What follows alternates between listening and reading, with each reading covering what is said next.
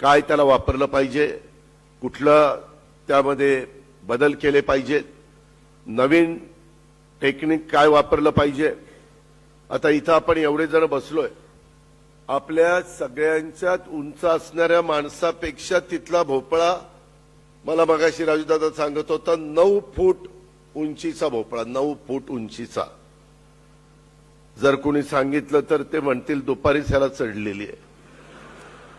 म्हणजे ही वस्तुस्थिती आहे, ही पाहिली पाहिजे। मी मगाशीच माणिकरावांना आणि पंकजाताईंना सांगितलं की रस्तोगीला तर मी पाठवणारच आहे। मी आजच कॅबिनेट मुख्यमंत्र्यांना विनंती केली, 5 वाजता आमची कॅबिनेट आहे, कारण मुख्यमंत्र्यांना दावोसला जायचंय परवा दिवशी। त्यावेळेस मी रस्तोगीला सांगणार आहे की कृषी विभागाची आत्ताच जबाबदारी तुम्ही घेतलेली आहे, एकदा जाऊन तिथं पहा काय होऊ शकतं।